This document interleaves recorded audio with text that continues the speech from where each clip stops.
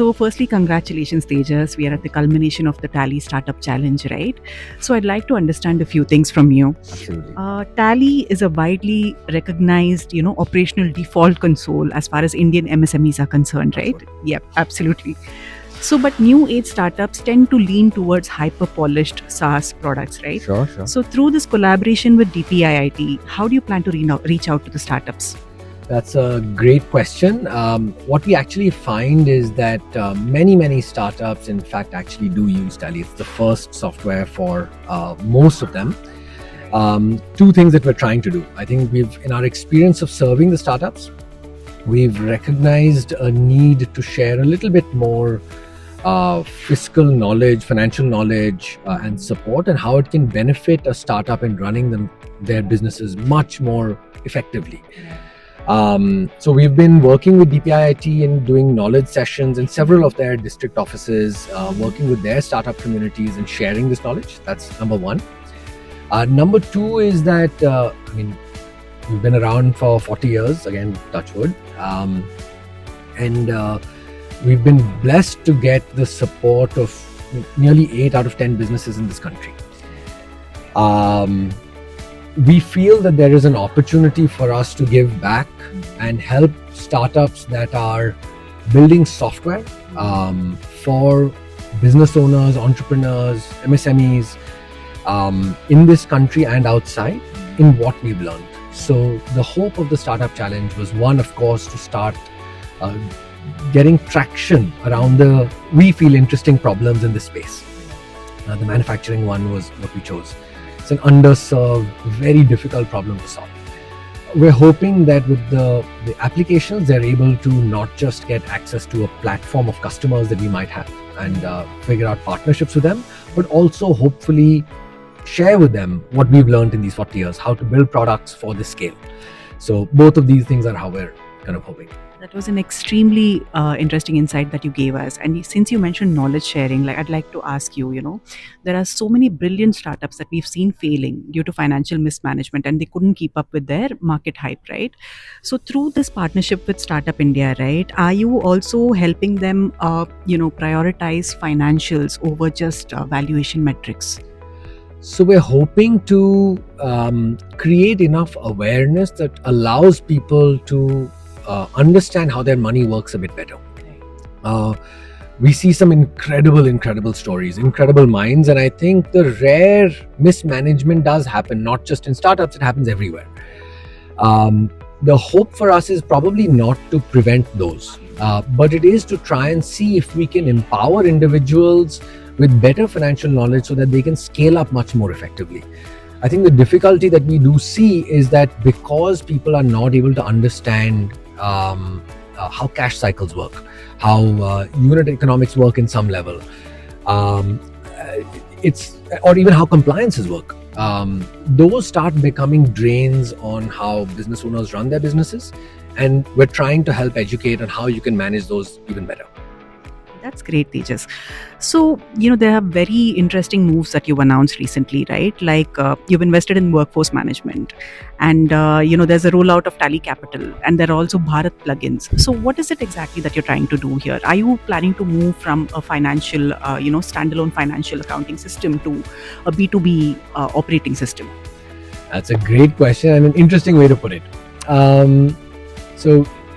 What we see is, from the financial side, we've been engineering and building up products in the last few years to connect businesses to their ecosystems. So a couple of years ago, we connected with GST. Last year, we connected with the banking ecosystem. And in October, we announced our relationship with Bharat Connect as well. So an SME today is not necessarily an isolated entity in terms of their technology. They're able to now work across the board. That's one big theme. Another big theme that we would be seeing from our side is around, of course, you can't talk about technology without talking about AI. And we've been working a lot on making sure that we're building trusted experiences for our customers around AI. So we've got many things coming out under a brand name called ERA, which is our AI set of experiences. And the third one is trying to figure out where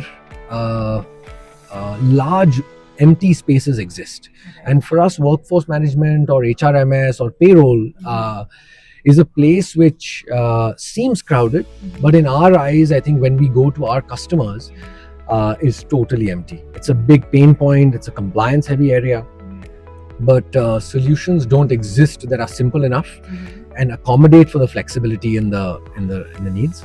So for us, that's another set of areas that we're exploring. This is one of them. We'll be having others as well.